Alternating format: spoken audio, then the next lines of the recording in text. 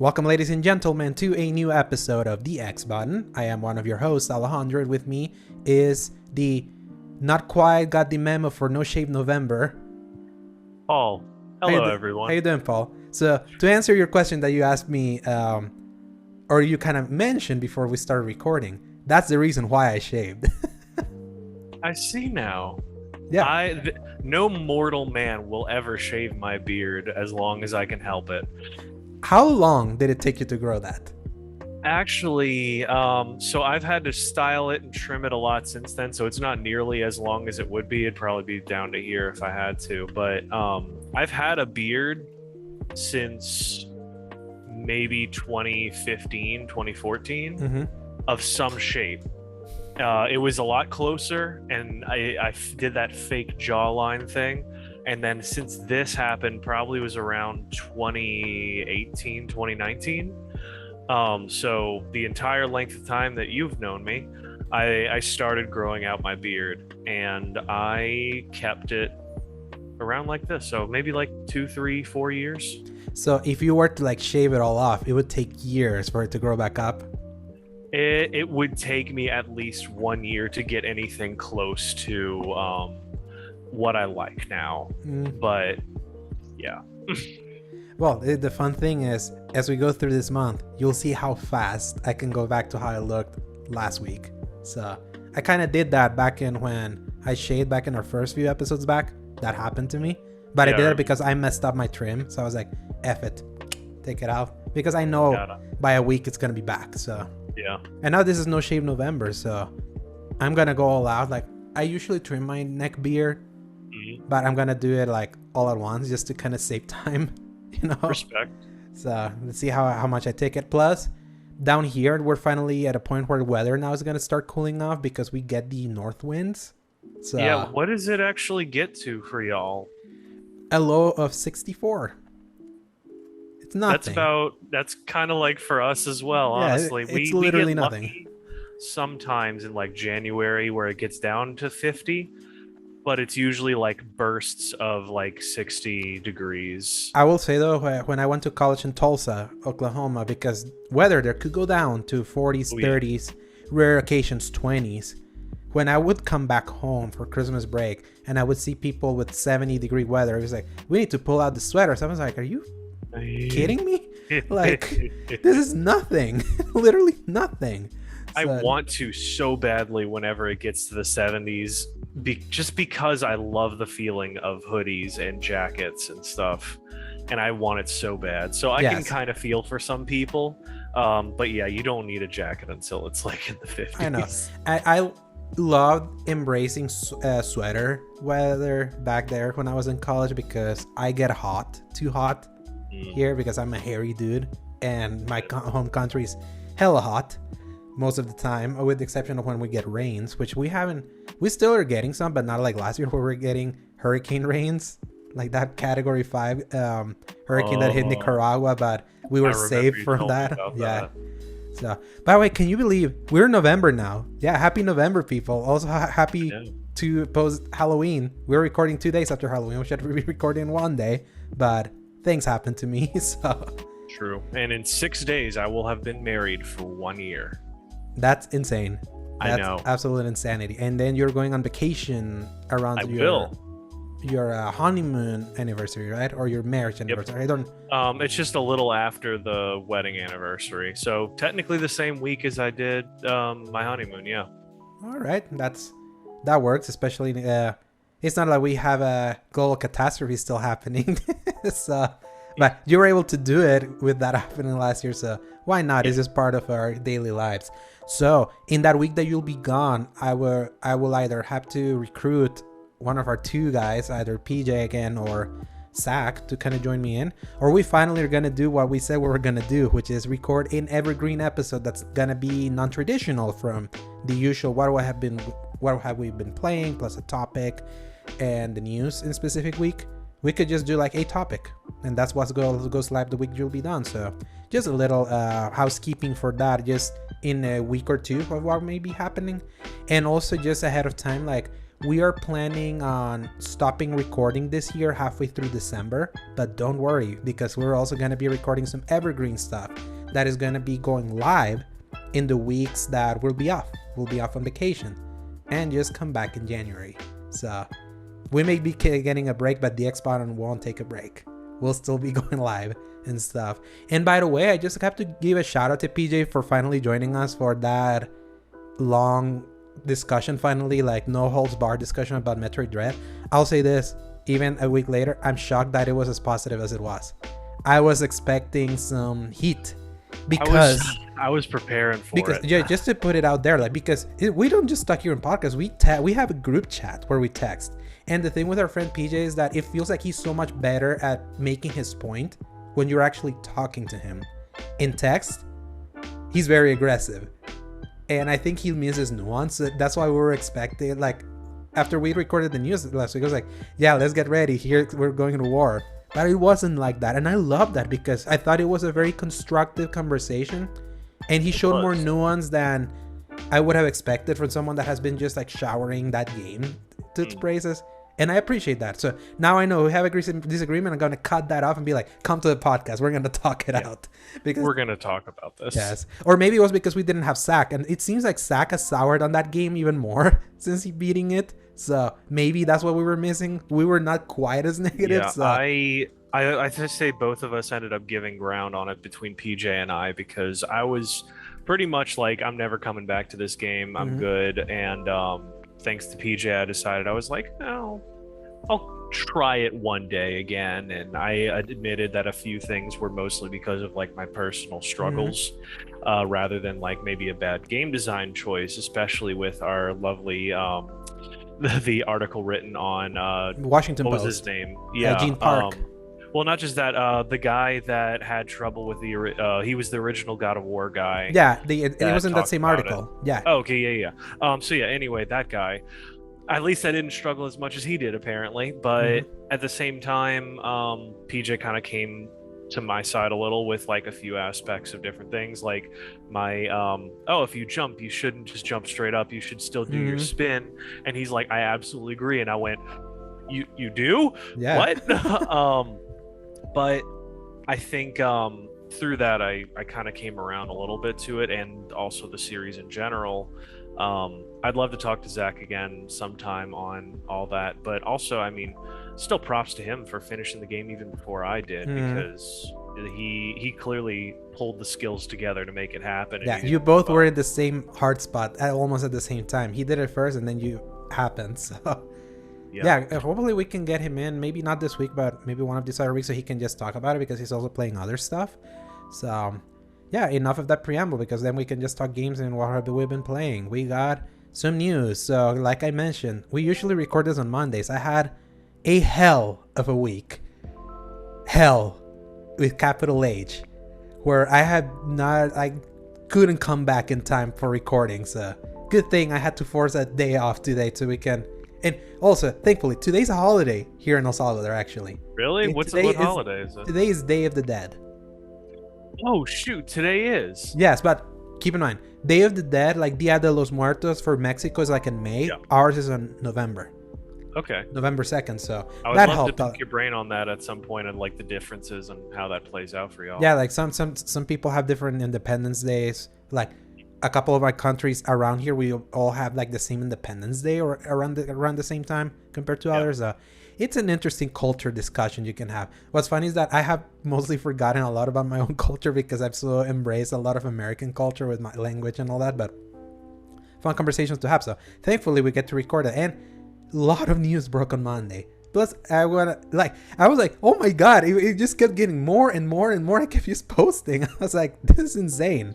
So it's gonna be a recap of 3 important things from the previous week, plus the things that broke on Monday, because might as well just talk them now. So, Paul, press X. For some news.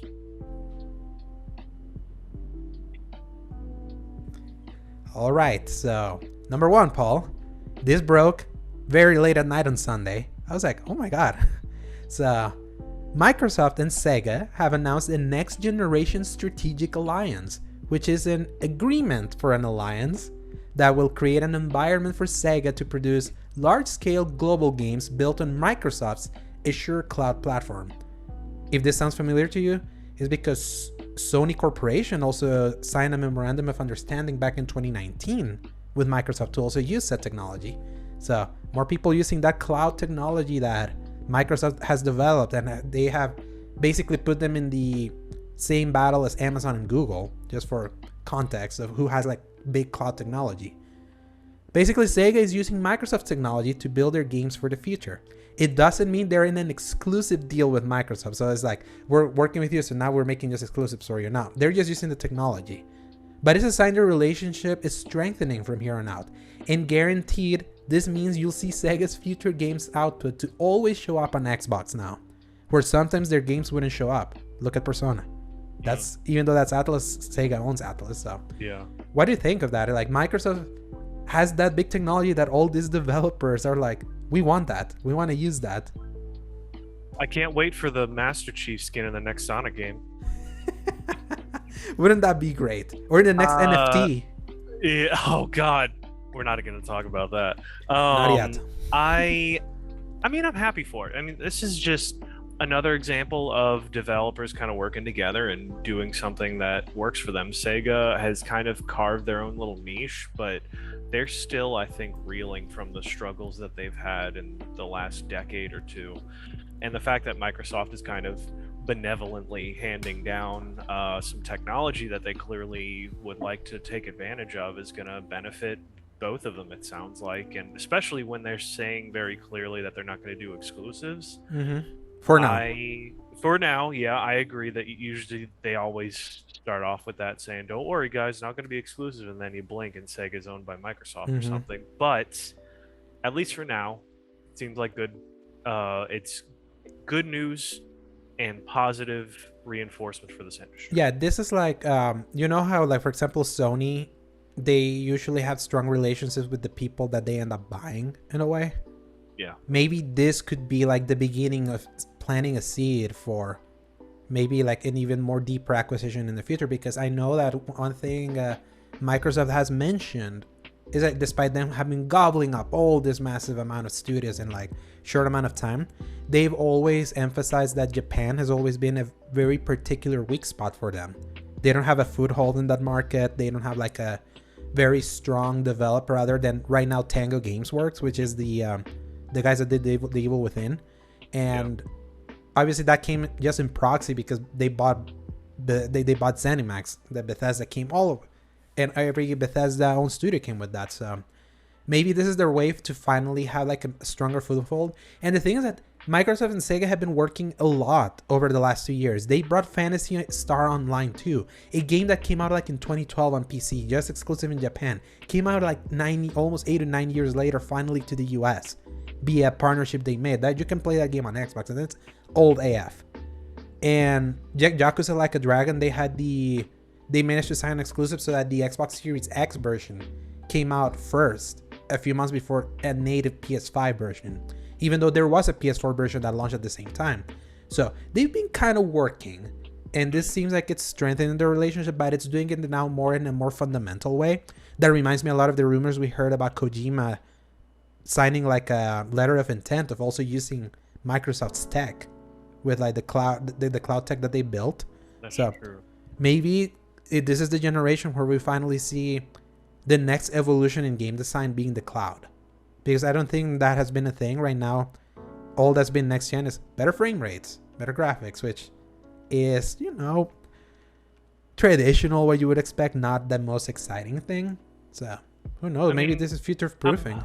I'm hoping that cloud gets used a little more. I really need it to be more practical for me to think it's going to really kick off because of the lag and the process behind all that. But I mean, we've seen things that look like walls in the industry saying, oh, that's never going to get topped, and then the next generation rolls around and they figured out a way around it. So I think if there's something that can be done, I think cloud technology is going to be it. Yeah, I just want more like innovation happening within like consoles or gaming in general. Innovation is what keeps us falling. Is what keeps us like energized for what's coming. Because eventually, if all we're just getting is better graphics, better frame rates. That's just not as exciting. Eventually you hit a plateau. So hopefully, especially with Sega, that they literally have nothing other than Yakuza and Persona. And Persona they just basically have by proxy of them acquiring Atlus.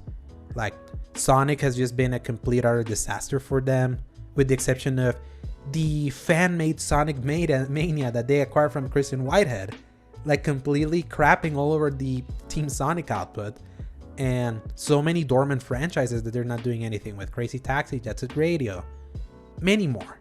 So maybe this can give them some financial stability having that tech, because they don't have to be developing their own tech. They're using something else. They can find some innovation. Who knows? Working with Microsoft that way, I think is going to be exciting, and I can't wait to see what's next. I agree. Number 2. Following the immense success of 2016's Doom and its sequel, Doom Eternal, id Software is reportedly hiring for work on a long-running iconic action FPS. Reported by IGN, this article theorizes that the only other real option that fits this description would be Quake. This has left those who remember the frenetic shooter series immensely excited for a possible single-player reboot of the franchise that hasn't had an entry since 2017 with Quake Champions, which was multiplayer only. Yes. On Game Pass, I played the original Quake. It's very Doom-like. Like, it's very... Yeah. It's insane how similar the two franchises are, with the difference was that Quake was the first shooter that gave you full 3D aiming. The original Dooms were static. You can only look left and right. This one looks all over the place. And while Doom is exclusively a you're a marine fighting demons, Quake is about, like, there's also demons, but there's also more HP Lovecraft, Cthulhu-like monsters that you fight. It's like more There's a lot going on in Quake, isn't there? Yes, and Quake was also very instrumental in id Software developing deathmatch as a thing that became standard in all multiplayer. They started with Doom, the original ones, and then Quake further developed that idea. That's why Quake Champions became just a multiplayer only thing. It had some roots with Doom really setting the standard for multiplayer, but as a single player thing, there hasn't been a Quake thing since Quake 4 in 2005 in the Xbox 360 launch, and that game was not good. Also, I heard. Yeah, it wasn't even made by id. It was done by Raven Software with Activision. So yeah, it wasn't that great. It wasn't that great of a of like an experience, even though a lot of people enjoyed it on proxy of, when sometimes you buy something at launch, you buy everything just because it's at launch and you want something to play. It had that advantage, but compared to a game like Call of Duty 2 that still holds up really well these days, that was also at launch, Quake 4 didn't. And Doom and Doom Eternal are such great campaigns. You haven't played Doom Eternal? Nope. Yeah, it's been on sale very often for $20. I know. You can jump in. One day maybe. Yeah, one day. I mean, there's also Black Friday coming, so there may be a further sale down the road. The 2016 Doom campaign, for what it was, that one was perfect. I liked Doom Eternal slightly less, even though it's still an incredible game. I've gone at length that the Marauder of that game took that game from a 10 to a 9 for me, because it just broke the flow for me, but it's still such a great frenetic shooter. And if they do the same thing for Quake Champions, because what's fun is that Wolfenstein was also the other series that id Software did. It was actually... Wolfenstein was first, but they gave Wolfenstein to Machine Games, so it's not going to work on that. So the next best thing is Quake. Can't wait to see. And also keep in mind, this may not come to PlayStation. If I'm being entirely honest, I'm probably okay with it, mostly because I don't even know what I'm missing out on. Quake was always the weird stepchild that I would see posters for. I would see like the circular strange... queue, right? Like yeah. I would see the licensed stuff. I remember when Quake Champions was announced, I was like, oh yeah, I remember that name of that series, but it's a first-person shooter that was really big back in the day, and I wasn't playing back in the day, so it never really meant anything to me. So they would really have to do something crazy to get me interested. Yeah. To me, just looking like Doom 2016 would make good go a long way. There's a reason that campaign is so beloved. So, and also this will also give you a reason to stick on Game Pass if you have like a PC, because if they're starting development, this is now a next gen thing. So your Xbox One's gonna, it's already squeaking as we speak. So That's like I'm not going to be playing too much on Xbox. yeah, It's gonna have to be on PC. exactly. So, and I'm wanting any reason to like upgrade to a Series X or an S. So, more reason for me to jump in eventually. So, number 3, we should label a section of this new section just under the category of Ubisoft, because after many weeks it's still like they keep getting in the news in like the worst possible way. So as if they heard the recent reputation update as publisher with no interest in listening to fans unless it's for cheap cash grabs and took it as a personal challenge, Ubisoft recently stated that they're interested in blockchains and NFTs as a method of developing games moving forward. Specifically, they're interested in the concept of using a play to earn model that, and I quote, that will enable more players to actually earn content, own content, and grow the industry quite a lot, as spoken by Ubisoft CEO Yves Guillemot. This is a move that is already gaining traction online as the dumbest thing they've done yet, due to how easy it is to scam consumers and damage the environment using blockchains and NFTs. However, the pushback has not seemed to slow down their interest in this new method of presenting media. Jesus Christ Almighty. Just last week, I think it was last week, there seemed to be a slightly glimmer of hope. BGC reported, Splinter Cell is finally coming back. And then we said this seems like a monkey's paw because we've been wanting this for so long. But do we want it with this Ubisoft? A Ubisoft that is literally wanting to implement something that Steam banned from its store. You can't buy anything from Steam that even remotely dabbles with blockchains and NFTs. Trying to even understand the concept of blockchains and NFTs has just been a nightmare. Obviously, you tweeted an amazing thing that compared to gachas in a way. And even still, it just feels like the whole concept of NFTs has stink all over it. It's like, it makes me shudder of the idea of this like grabbing a foothold in the industry. You read the thing that I posted, right? It was like this article from Bloomberg that made an analogy of Mario Kart and how it would work with an NFT. Yeah. It sounded like the most dystopian shit that would, to me, completely ruin gaming. Yeah. For the sake of money. Like, what do you think of this garbage? It is such a slippery slope, and the problem is that I can understand why people in this specific either personality type or type of business model is interested in, because they want the raw capitalism idea of fully owning and truly owning a piece of media that is unable to be replicated or redone anywhere unless they sell it. Unless they sell it for some ridiculous amount of cash. Business people love that concept, the being able to actually own something. But the problem is art in itself is unable to be owned. So they've tried to fabricate a concept that allows them to literally own something. However, it does not work in practicality. I'll go ahead and jump into my baby's first explanation of blockchains for you, and I understand why they're trying to use it. The idea being that everyone has what is called a blockchain, meaning that it has 3 different sides to it. It's got the code of everything that you actually want in it. It's got the code of what came before it, which creates a chain of whatever came before.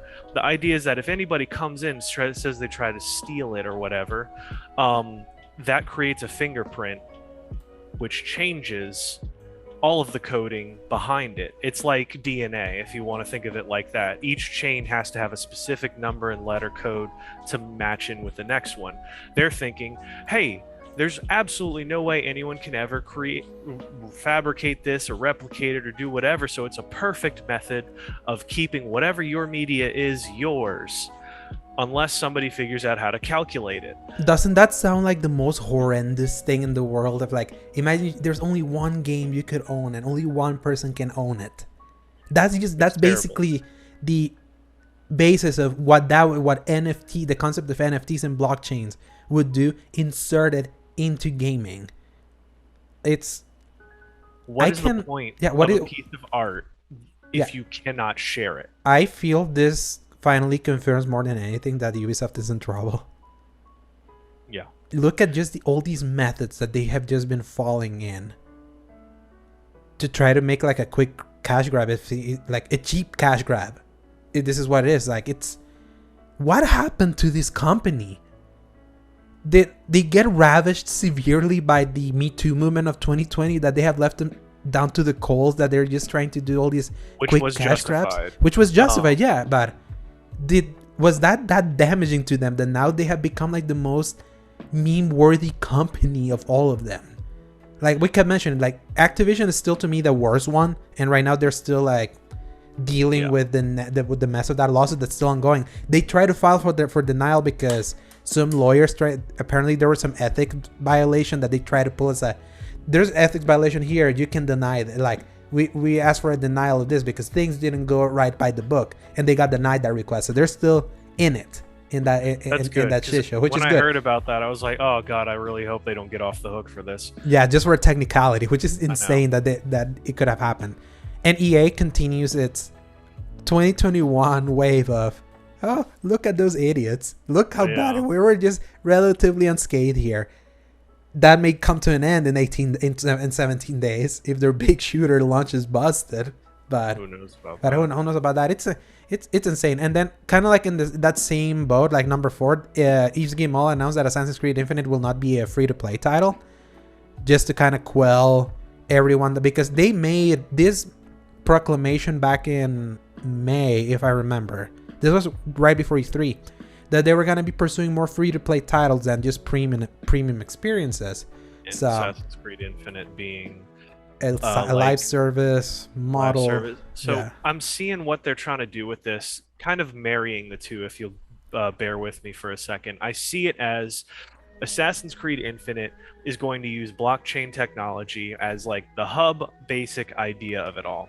From there, they're going to add extra things, and you have to play through. See, this is where I'm gonna disconnect from what they're saying. Is they're saying play to earn. So you play through parts of the game to earn and own other parts of it. All that sounds like is progression, a progression system that already exists in a game.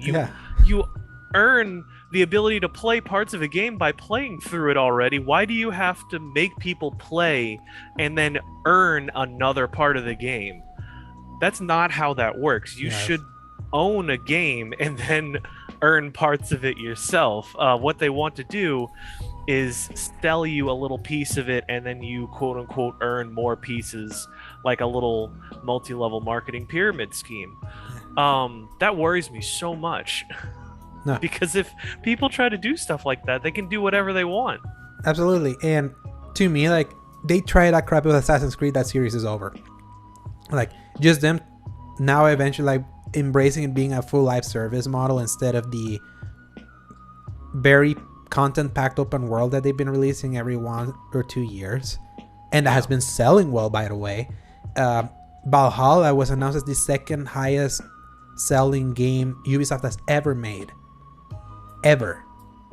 So it's like they're doing all these moves while they're still showing, no, we're making lots of money. Yeah. But then why are you doing all this to seem even more greedy? That's the thing. It's like Assassin's Creed Infinite should be renamed Assassin's Greed, like literal, like that should. I've heard that name before, but I'm recoining it. I haven't heard it in a while. But Assassin's Greed, you pursuing a live service model when it doesn't matter, is just you being greedy to a fault and destroying the core basis of your game just in the possibility of trying to earn a quick buck. And I have hope. I had a little bit of hope that maybe they were starting to realize the error of their ways. Look what happened with Frontline, Ghost Recon Frontline. Revealed, immediately delayed indefinitely after how scorching the reaction to that game was. Like insanity that then they were like, yeah, we're gonna take more time with this. I keep saying that maybe they had all these moves. Like, again, all of this doesn't just happen. These were all things that they had planned from like 2019, 2020, and now they're finally be like, we already were going this way, so we kind of have to announce that we're doing this, even though maybe they're slowly, like, you know how a slow freight ship takes like forever to turn around. In fact, Yeah. you should watch the I think it's the Destiny 2 was it Warman? Yeah, the Warman expansion review that SkillUp did. And he used an analogy of the freight train. You should look it up. And that's where I learned that the freight train, like, it takes a while before it starts like slowing down. Oh yeah, and then and then you like turn it around. So maybe they're in this in this mind, but the whole NFT and blockchain thing, that's like, that will seriously, if Activision gets out of this litigation, Ubisoft becomes the worst company of all of them. That's all I'll say. If they keep pursuing that, Definitely. When you have Steam, the biggest store in PC, saying we're not accepting that, and you have this company saying that, you know who's in the wrong. Yeah. So, number 5, moving away from the Ubisoft segment, a Red Dead Redemption remaster is reportedly in the works. Reportedly originally by Rockstar Magazine, a French YouTube channel that has reported leaks on Rockstar-related information in the past. Their video states that this will be a visual remaster rather than a full remake, similar in the vein to the soon-to-be-released GTA Trilogy Remastered, which comes out in 9 days from today. Yeah. I would pop so hard for a Red Dead Redemption remaster. Red Dead Redemption is my... let me look at my list because I wrote this out. Give me a second. While you look for that, I will say, you and I spoke on this before yesterday. It's my 7th favorite game of all time. Red Dead Redemption. Yeah, my okay. 7th. Yeah. Mm-hmm. This was definitely for me top 2 between this and Kingdom Hearts 2. I would replay each of those like at least once a year. Mm-hmm. Red Dead Redemption was just like something Magical. I'd never expected. This amazing idea of like you can go bounty hunting, you can go ranching, you can hunt down people, you can just like be this horrible individual with a bounty on your head, or you can be a really good person. It was just like the ability to jump around between that stuff, the outfits you could change, you could play poker, you could do all these crazy things, was amazing. And I was hesitant because I had gone back to it playing backwards compatible on Xbox One, and I didn't think it held up as well with modern kind of hardware. Which is insane. I thought it did, but I think it did. I wasn't in the best place, I don't think. Also, I was playing on an older TV.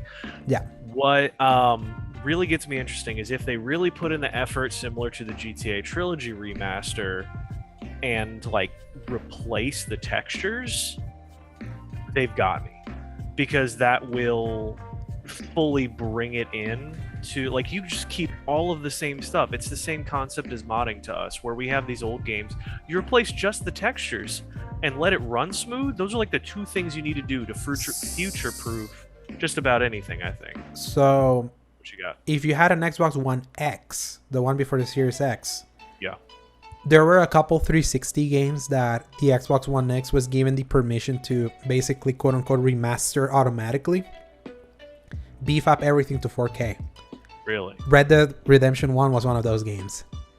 If you had, like, let's say, if you had the chance to have like an Xbox One X or maybe a Series X in the future, and you put in the core version of Red Dead right now in the TV that you had, your mind will pop.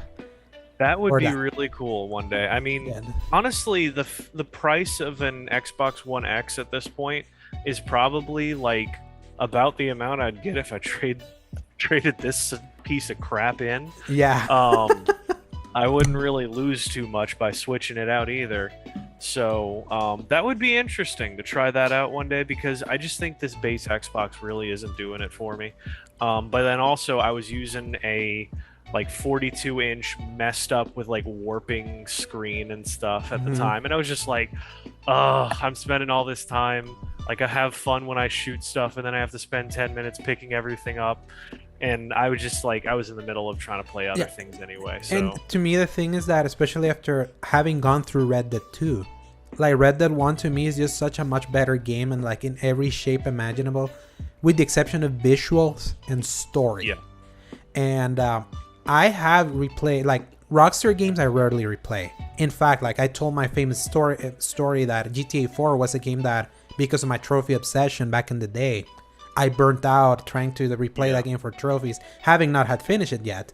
But Red Dead, I beat it on PS3. I beat it a couple of times on when I had a 360. I beat it when it came to Xbox backwards compatibility like 3 times. It's like the only Rockstar game that for some reason really speaks to me. Yeah. And I think it has to do with Rockstar games are usually very cynical. They're very, especially when it comes to GTA, like very heightened humor, very cynical humor. Red Dead's was always more sincere. There's a sincerity to that. The first game had it. The second game also had it. There's a certain sincerity to the writing they do in those games, and the world being a cow. Like rarely we get cowboy games, so just the rarity of being in the Old West always carried me. But Red Dead 1 to me hit the perfect middle of like realism while still being a fun game to control.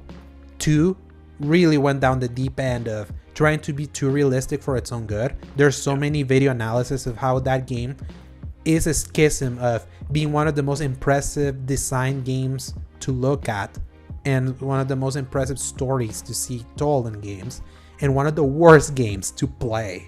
Yeah. Like it has kept me from wanting to go back to it. Having a Red Dead Redemption Remastered that at least doesn't embrace the Red Dead 2 of it all. Even though here's what's funny. The entirety of Red Dead 1 is in Red Dead 2. You can explore the entire map of Red Dead, like in that complete detail. And I think you can even go through all those areas with the exception of Mexico in Red Dead Online. You can, pardon me, like I don't play Red Dead Online. They built all of that for Red Dead 2 and it's just complete empty space. It was so funny because when you, spoiler alerts, when you finally play as John Marston on Red Dead 2, because it's a prequel to 1, you can go free reign and it's so interesting going through all that map. It's like, I remember this. Here's the place where you find Javier Escuela hiding with Bill Williamson. And it's like, man, they did all of this. Does this mean they're gonna do like single player DLC? Is gonna take I was gonna say that that is gonna take advantage of all this terrain they built, but no, they did Red Dead Online that they completely left almost abandoned. They released new content this year, like Blood and something. I had Blood Money, I think. Yeah. But could you imagine if they even just took all of the models that they already have, they took all of the voice lines from the first game, and then just like somehow figured out a way to marry the code of the animations to the textures they already have, and then they just let you have the entire first game in the engine of the second one? Because it's supposed to be the same engine, I think. A much more advanced engine with the second one. But at least like the bare bones are kind of there. So like just imagine if you could somehow manage to put the first game into everything of the second, and like you finish it all and they're like, all right, that's what I thought was gonna happen. You see a little mission thing pop up and then it plays out the cutscene of the first game and you're John Marston, and then you begin the whole story of the first game. But then you get to go back to previous things that you had, and that would just, God, that would be so cool. Yeah. My only apprehension is that as good as the 2 looks, I just don't like the movement of that game. I don't like how it feels. The walking animation. It's like it's too deliberate of a game. Like I wouldn't want a Red Dead 1 where you have to go through the up their own ass animation of I'm entering here, walking very slowly. I'm opening this. I'm grabbing one can. I'm opening. So it's like that just felt like showing off. Look how detailed we are, despite the fact that in real life you're not gonna be like opening this. So you see what I mean? It's like it gets so up their own ass with their detail that they put in that game that Red Dead 1 was a little bit more quicker, even though it still had a certain weight to the movement. It's not the smoothest movement. Find funny, they actually patched out the animations for Red Dead Online when you're picking stuff up, because it used to be you had to flip the body over, open the jacket, look in, and then you pick it all up and redo it all. They took that out So now you Good. just like do a squat and pick it up. Like one. That's how it was in Red Dead 1. Exactly. It's really funny that they actually realized, oh crap, people are taking literally like 3 or 4 minutes picking up stuff out of these bodies, and it's like, yeah, it's cool the first couple times, and then you're just like, this is taking me forever. I don't want to do this anymore. If you're OCD like I am, with like picking stuff up and exploring and all that, Red Dead 2 was a nightmare. And if this remaster happens, I would hope they take that out. Like, they don't spend too much time trying to add that much animation. That is the reason why Red Dead 2 took like 8 years almost total to make, despite it being in development in like for like 5, because GTA 5 was also made by the same team. Red Dead 1 was made by Rockstar San Diego. It was a different team, but that team almost imploded trying to make that game. Also, that's I'm excited for a remaster if it retains the feel of the original, because the feel of that is still one of my favorite Rockstar games. If it's like Red Dead 2, no thanks. Personally, like if that's the feel they go through, even though I would love for it to look like Red Dead 2. That game is so impressive looking. Even if you play it on PS5 right now, it doesn't. I wish they did a patch that would improve the frame rate, or would give it like a full 4K, because it's not full 4K on PlayStation. On Xbox it is. So that's the one game where, you know, when the Xbox One X and the PS4 Pro came out, there was always a conversation of like, yeah, the Xbox One X is technically slightly better, but you wouldn't notice. But Red Dead 2 is the only game where it was like, if you look both versions side by side, if you had the PlayStation Pro version, you would feel gypped. That's how much detail the Xbox version had.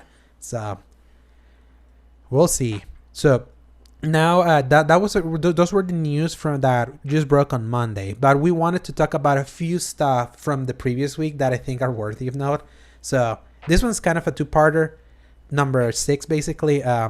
The Nintendo Switch Online expansion pack came out last week, and it was nothing short of a disaster. Which, by the way, if you looked at our full episode last week, or just the topic one, after we had wrapped up, me and PJ recorded like a post-credit scene for like 12 minutes where we just roasted this thing. It was very cathartic, because, especially coming from him, he didn't hold back at all how bad and stupid the execution of the expansion pack has been, especially for the price. Lag, you can't even save in some games, because it's wanting you to have like that old memory card that you put behind the N64 controller. They don't even sell those, and some games are programmed that way. Just shows they put the smallest amount of quality. And do you see the Nightmare controller, how they mapped? Like, if you didn't have the N64 controller, that costs $50, by the way, if you want to have like the pure experience, just them mapping 2 of the yellow buttons, and then the rest is like, yeah, if you want the left yellow button, hold R and press, like Jesus. It's terrible.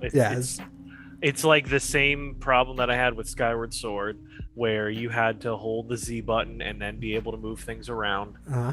That's just not practical for modern gaming, and they don't understand that, because they don't play games. They make games. We make games. We don't play games. And they'll say that as like it's a good thing, and like, cool, good for them. But at the same time, if you're not going to benefit from the actual abilities and changes of the industry, then you're going to recreate all of the same mistakes. They're playing with technology from like 2000. Earlier. N64 was 96. Yeah, you're right. 96. So 25 plus years at this point. And this is ridiculous that they still think they can do that. Yeah, and especially just launching with 9 games. So we've talked about the price for that. We already went through that. However, there was this Twitter data miner, Mondo Mega, that unveiled the possibility of 38 Nintendo 64 games and 52 Sega Genesis games that are possibly heading to the service. It lists the already announced Majora's Mask, but also several like Wave Race, the trilogy of Mario Party games released for N64, and the original Super Mario Bros. Plus an empty list that you can that's like in alphabetical order. That if you think of what are the popular N64 games, you can kind of fill that up. Yeah. As of right now, with 9 games, with the current execution, all that, at 50, if you're paying the 50 for that right now, like PJ said, you're an idiot. He said it like you're just wasting you're just wasting money. When there's 38 games, if it happens, maybe. No. And that's the thing. Like, not even. I looked at the list, including all these things. This isn't worth any of that. Mario they need Party a cheaper game, party. Yeah, they literally created the Mario Party Superstars thing that made available all the now, good stuff and for it's Mario been good. Party. And it's been good apparently. I bought it yesterday, actually. I haven't played it yet, but my wife really wanted it, so that was what I was buying. Wave Race, I'm gonna say as Never gamer played it. that didn't go through. I don't know what that is. I don't care. Yes. Yeah, there's cool stuff on Nintendo 64, but Very limited. put the cool stuff on Nintendo 64 on there. Like, Yeah. not any of this stuff that I don't care about. Maybe So- I'm just wrong. No, so but- here's my thing. Like, for example, right now Super Mario 64 is there. To me, that's completely worthless because I have the 3D All Stars collection. Exactly. I bought it when I needed to buy it. So for everyone With, I that think, missed better out, controls? similar. Yeah, I would say the similar controls. It's still. That doesn't make it worth like Ocarina of Time. Had I not played it recently on my Wii that I plugged in, just like and beat it, Yeah. that would have tempted me. Yoshi's Island is a personal favorite of mine of the N64. That's there right now, but I'm not paying that. And also Star Fox 64 is another game that's so near and dear. And I have so many good memories of the 3 Mario parties and Mario Kart 64. Mario Kart 64 was my first Mario Kart. I never played the Super Nintendo one. My thing is that Yeah. Mario Kart 64 contingent of me having friends to have fun with it. And at this point, it's like, would I rather play that or Mario Kart 8? Yeah, and same thing with the original Super Smash Bros. Like, Yeah, I don't exactly. want to go back and play And that. by yeah, just for myself. the nostalgia kicks, and that's the thing. This may be a hot take for some people. I don't care. I don't think the first Smash Bros was a good game on 64. The idea was cool, but that series really came on its own with Melee on GameCube. That's It was good for what it was because nothing had ever been done like that before. But I agree, Melee just did everything better exactly so. than the original. That doesn't appeal to me. Supposedly the Banjo-Kazooie games are coming. Here's my thing: you can play those right now on Xbox One. Yeah, so it's like, and another thing, you can knock that out the list. There's rumors that GoldenEye 007 may be coming to the service because Germany took it out of like the forbidden games to play in that country in a way. That usually a ban of that nature takes like 25 years, but they took it out a year earlier. So that means someone that really wanted the license wanted to take that out. So because otherwise they would have waited 25 years for the ban to run out. But if you're like 24 years, like a year before taking it out, then that means maybe they want to do something. That's a very... That and Perfect Dark are the seminal shooters of that era. GoldenEye is the more beloved one. Perfect Dark is technically the better one because it came after and they learned all this stuff. I actually played more of the Perfect Dark game than GoldenEye back when I was younger because that was what like my friend had. They had Perfect Dark. It was the later one. And again, you can play that on Xbox One Xbox. with the reminder. So again, all of this is like, I don't see the value personally. Exactly. The only way I see the value of this is that they put Majora's Mask. That's the only Zelda in this year that I've replayed all of them that I haven't played. And I've only played it on 3DS. I've never played the N64 version. And then they're doing this thing that they're subsidizing the cost away. Like, so from like with how long you have before you have to like renew for a year. I'm waiting for that to get as low as humanly possible. And if they add Majora's Mask, that's when I'm gonna bite, play that game, and cancel. So like right now, if I would be to sign up, it would cost me like $35 because I have to renew in June. I'm gonna wait later because they haven't added. And what's there right now is not worth it for me. I mean, at that point, you'd be better off just getting an emulator for it. Yeah, I mean, I tried putting it on the emulator you already have. That is. No, that's just for OpenEMU works with that, but with the N64 with the computer that I have, doesn't run well. I tried running Donkey Kong 64. Another game I would pop if they put there. Donkey Kong. I have a big memory of Donkey Kong 64 from back in the day. That was my last N64 game. Then other game like Conker's Bad Fur Day you can play on Xbox. That's what's funny is like a lot of the N64 library was boosted by Rare. Microsoft owns Rare. So it's like Right. it's insane to think that. So, but hey, 38 games are coming. I will say there's some people for some people the idea of having 38 Nintendo 64 games and guaranteed are the bangers because the bangers are an NES and SNES classic. True. Maybe then. I just To those people. to those people exactly. I don't see anything here that's value to you. The only value for me is Majora's Mask and Yoshi's Island. I have to wait for that list to grow higher, but Nintendo has to fill up more. Just right now it's asinine. There's only 9 games and they're working as bad as they are right now. Yeah. Oh god. Final story. This one was very exciting. Skydance Media previously announced that Amy Hennig, the original creator of Uncharted, is working alongside them to work on a new game. It wasn't like a new IP or anything. Okay. A couple days ago, though, this project was confirmed to be a Marvel game. We do not know the details about what character or group the game will follow, but it is being marketed as a narrative-driven blockbuster action-adventure game and a completely original story and take on the Marvel Universe. So at this point, just about anything is possible. It's insane how many Marvel games are getting announced and I've been wanting this for a while. It was crazy that we had so many movies and barely any Marvel game. Even the idea of licensed games, which have been kind of on the way out, we briefly had that attempt with the Thor game, the Captain America game, the Iron Man 1 and 2 games, the Incredible Hulk game. The best one of the and then bunch. They dropped the idea completely after that. Sega did those. And Sega did those. Hmm. Go figure. Yeah, but I will say, it seems that they finally figured out that there is a very big possible mining place out of this. There is gold in those hills. If you do it right. If you do it right. Mm-hmm. True. But I mean, they've seen now since Marvel Spider-Man jumped out there and just freaking crushed the competition. Then they announced the Wolverine game. Guardians of the Galaxy came out and apparently has been pretty good, as you were saying. I'll talk about it later. And I'm sure there's a couple. Oh, Marvel's Avengers kind of came and went, and then they did some cool stuff with it. Yeah. Marvel Avengers came and it's still here. In fact, the news today announced that they're sorry for putting pay-to-win boosters.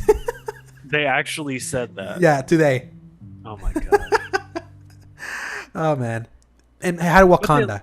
Wakanda was they good. They learned their lesson, and Yes. they gave that for free. Mm-hmm. So I appreciate when companies are clearly mature enough to say, listen, we screwed up. Here's a thing for free. Here's more support for free. Here's stuff that we want to give you to change our perspective in the media. So especially with Guardians of the Galaxy now being a hit, I'm hoping that they're going to continue. It's going to turn the eye of the mouse towards the video game industry. Mm-hmm. And we're going to get more of that, and maybe we can get more in Star Wars as well. Yeah, and that's the thing. It's still crazy to me that it's so fascinating seeing the Mouse House get it so wrong with Star Wars and getting it so right with Marvel, like in the game side. Like there they're was big the monkey's paw situation. You had to sacrifice, what was it, a soul for a soul? A soul for a soul, and they had to But what's funny, their handling of the Star Wars also mirrors what happened in the movies. Let's just say that.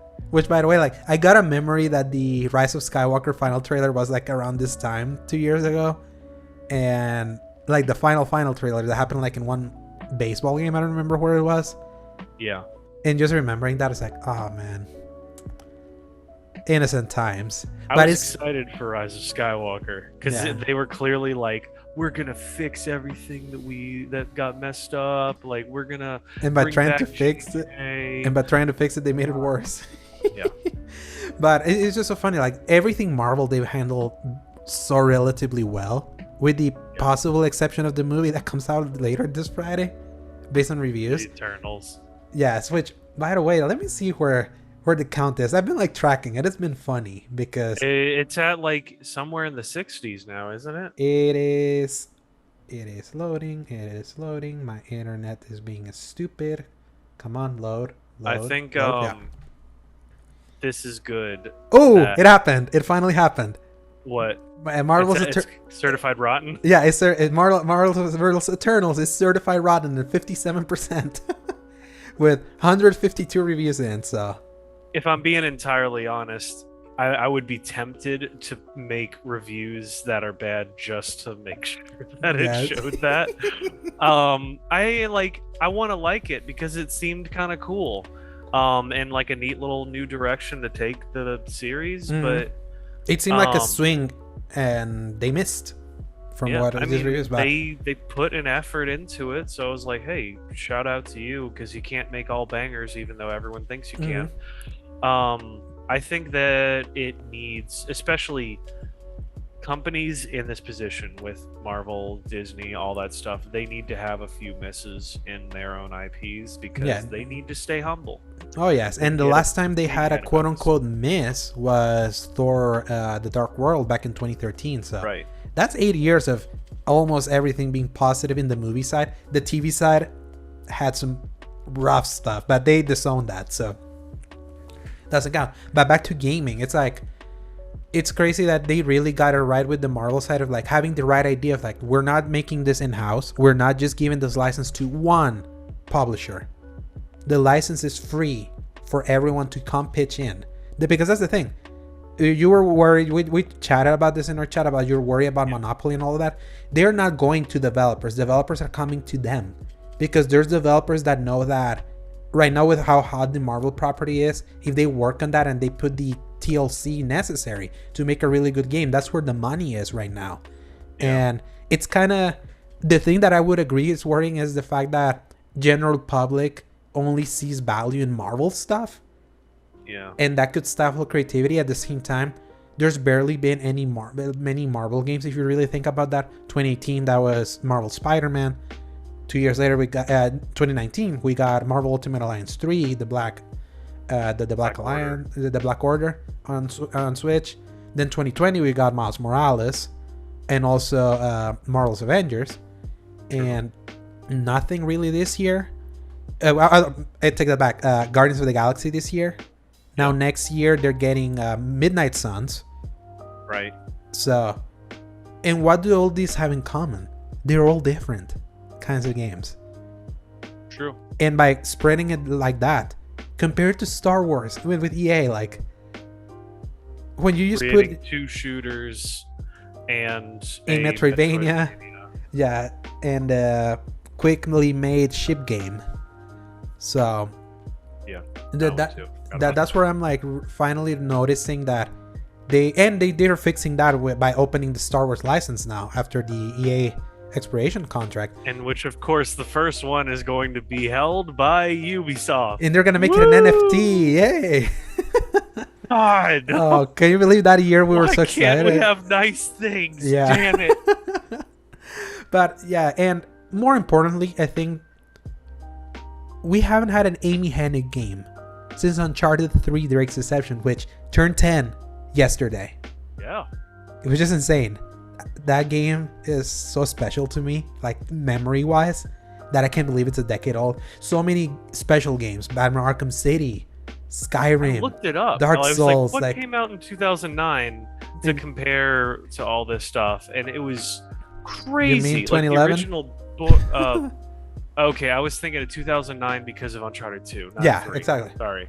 But yeah, 2011. Wasn't that Skyrim, he said? Yeah, 2011 was Skyrim. 2011 was Skyward Sword. 2011 was Uncharted 3. 2011 was Modern Warfare 3. 2011 was Batman Arkham City. 2011 was Resistance 3. 2011 was Gears of War 3. 2011 was Portal 2. 2011 was a minefield of gold. Classic banger after bang, whatever was in the water that year, and like 2005 all the way to like 2011, maybe 2012, maybe 2013, and then it just like dropped off. But like during that time, that was a freaking renaissance. Oh my gosh, we were spoiled. That's still my favorite generation, that 360 PS3 era. Just the variety that we used to have then. Good. Yeah, and Amy Hennig hadn't had a single game release in a decade since Uncharted 3. She was working on Uncharted 4. Something happened with that project that she was let go. Then she went to Visceral to work on that Star Wars game that got canned in 2017. This poor girl can't catch a break. Yeah, it's so sad because she's such a great writer. You're playing through the trilogy. Sorry. A little slowly right now, but yeah, but you're replaying the Amy Hennig games. Like the first 3 games, they're all her. Plus, Neil Druckmann helped her with Uncharted 2, like in game design, and Bruce Straley. So, 3 was. I saw he said that he didn't help on 3. No, he because that's when he was working on The Last of Us. Right. So 4 is the only one that she didn't. Ideas of her original game are still there. If you play 4, Scotland was something that they had made that they reused when Neil rewrote the story, and Madagascar was always the ultimate goal. So kernels of her game are there, but the game that they made was not hers. Yeah. The Star Wars game would have been. I just imagined the Star Wars game with her quality of writing and the swashbuckling. The Project Ragtag, like you're talking about. 1313 is prior to EA. Right. Yeah, 1313 was actually made by LucasArts before LucasArts got canned. They were like, we're no longer making the games here, we're sending them out. And here's the worst part. You know that 1313 actually took its work to Visceral. And they were like, here's what we already have. This game's almost complete. Do you guys want to finish it? And then they were like, nah, we're going to do our own thing. And that also got canned. Well, I will say, because I know it was supposed to be like a gritty M-rated game, and they were like, no, we want to shave all of the edges off of our projects right now. But like, how hard would it be to make something not M-rated like that? Unless you have like take the blood out. Exactly. Like that's a command code. You can easily switch something like that out. I would agree with that, especially when blood also in movies is done like in After Effects and all that. Blood could, unless there's like dismemberment. If something like Gears of War can make itself rated T by changing blood and cursing, and Assassin's Creed can do the same thing, I feel like anything can make itself. Let me correct. Gears has never gone to T. Halo did. It not legally, but in the options you can take. Oh yes, you can make make it a T-rated game if you want by turning blood. Yeah, you might as well make it. But yeah, so I think they could have. It's just the world of canceled Star Wars games could create an entire media universe on itself. Absolutely. Between 1313, the canceled Darth Maul action game that was like Batman Arkham. Supposedly was supposed to be a Batman Arkham Asylum style game. I look at gameplay of that and I get so mad. Battlefront 3 with documenting the entire Order 66 and like cutscenes, literally 99% finished. Ooh, it gets me burnt up thinking about it. The stuff that they just get rid of for no reason. Now, just real quick, what do you like? Put it out there. What do you think Amy Hennig's working on within the Marvel universe? Like what? I mean, if we can do something as crazy as Midnight Suns at this point, she could literally do anything. I mean, we're going I almost would. If I could pick something, if she could do like a grounded Captain America game in the style of like Uncharted almost, kind of picture it like a very different style of mechanics, but like you can kind of have shooting mechanics, but you can have your shield and maybe some martial arts process in that. So what you thinking? There's this, I'm not putting it, I read this. Everyone's favorite leaker place, 4chan, had leaked that Marvel was also working on a Daredevil game. That would be good. So I could see that. Why this has credence? At the end of that leak, they also said they're also just pitched a Wolverine game. What was revealed this year? The Wolverine game. Oh, I see what you mean. So because they said in the leak Wolverine and Daredevil. And Daredevil, so now it's like okay. And the thing is that they've been Amy Hennig joined Skydance in 2019. It's been 2 years. So do you think she helped? Okay, yeah. So that means that this was already been in the works for a while, and if 4chan was able to find that, and they reported the Wolverine thing way before it was revealed in this last September. Maybe that's what she's working on. And here's what's funny. Janina Gavankar, who played the character you play in Battlefront 2. Aiden Verso. Yeah, Verso. She is also reportedly a part of this game. Good for her. And here's the thing. Do you watch Daredevil on Netflix? The show? Yeah. I did up until part of season 3, I think. I dropped. Do you remember Elektra? Yes. The way her Elektra looked. Look at Janina Gavankar and tell me if she doesn't have an air of Elektra. Oh, she can do it. Maybe that's... I really like her. I've seen her in all those interviews for Battlefront 2 and stuff. She seemed like she had so much passion for it. She's a very she is a legit gamer. She's one of those actors that she's a legit gamer.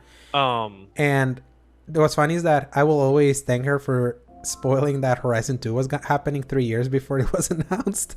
So because I forgot about that. Yeah, she was in the DLC. And yeah, can't wait. Oh, I never played the DLC. Oh my gosh. You haven't finished the game. It's 60 frames. Finish it.